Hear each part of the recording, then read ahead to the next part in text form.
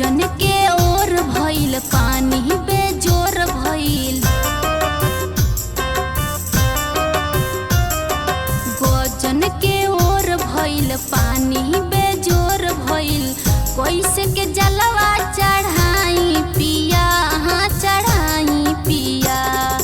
बनी रउआ सैया जी बहरे में फसल, के बाबा धाम लेके जाई पिया।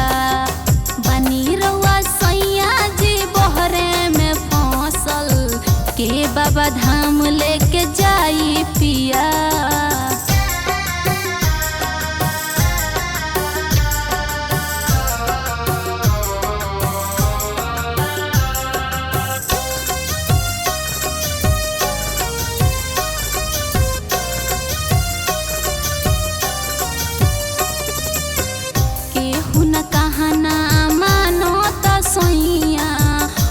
के करा के ले जाई बाजार, सबके पिया लेके चल अइले कांवर।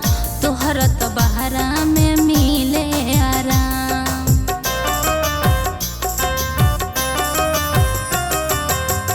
केहू न कहना मानो त सैया, बोल के करा के ले जाई बाजार।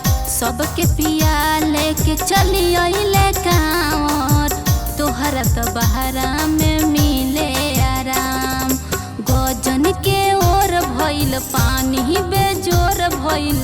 चढ़ते सावन घरे आई पिया, हाँ आई पिया। बानी रउआ सैया जी बहरे में फसल, के बाबा धाम लेके जाई पिया। रउआ सैया जी बहरे में फसल, के बाबा धाम लेके जाई पिया।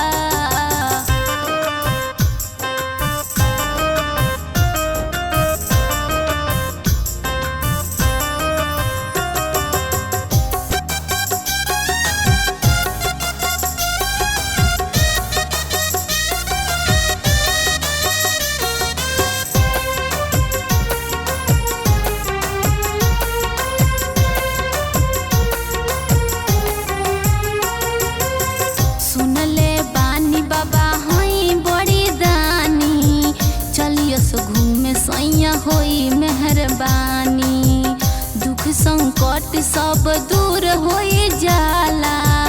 कहत रही हमसे पूजनी गरानी।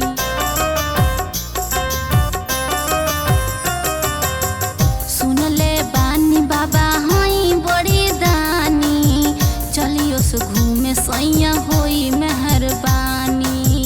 दुख संकट सब दूर होई जाला। कहत रही हमसे पूजनी गरानी। गजन के ओर भइल पानी बेजोर भइल। जीते जितेंद्र घरे आई